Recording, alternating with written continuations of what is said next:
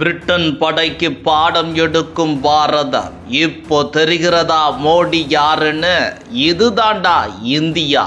வரலாற்றில் இதுவரை கண்டிராத ஒரு புதிய திருப்பமாக இந்திய விமானப்படை முதன்முறையாக பிரிட்டனின் ராயல் விமானப்படைக்கு பயிற்சி அளிக்க முன்வந்திருப்பது சர்வதேச பாதுகாப்பு தளத்தில் இந்தியாவை ஒரு அதிகாரமிக்க சக்தியாக நிலைநிறுத்தி உள்ளது. டெல்லியில் நடைபெற்ற இந்தியா பிரிட்டன் இடையிலான உயர்மட்ட பாதுகாப்பு பேச்சுவார்த்தையின் முடிவில் இந்த வரலாற்று சிறப்புமிக்க அறிவிப்பு வெளியானது. இந்த மாற்றமானது இந்தியாவின் பாதுகாப்பு வரலாற்றில் ஒரு மிகப்பெரிய பாரடைம் ஷிப்டாக கருதப்படுகிறது.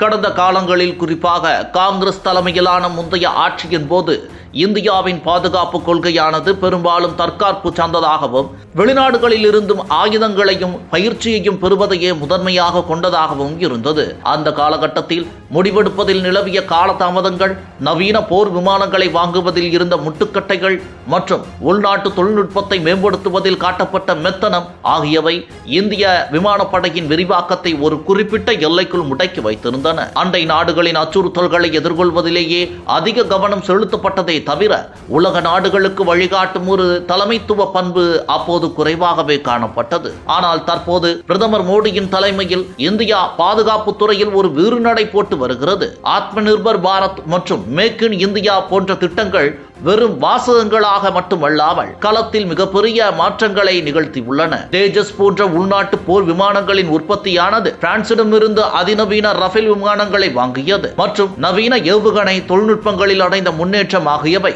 இந்திய விமானப்படையை உலகின் அசைக்க முடியாத சக்தியாக மாற்றியுள்ளன. கடந்த காலங்களில் மற்ற நாடுகளிடம் கையேந்தி நின்ற நிலை மாறி இன்று உலகின் மிக பழமையான மற்றும் வலிமையான விமானப்படைகளில் ஒன்றான பிரிட்டனின் ராயல் விமானப்படை இந்திய படை வீரர்களின் அனுபவத்தையும் நுணுக்கங்களையும் தேடி வந்துள்ளது.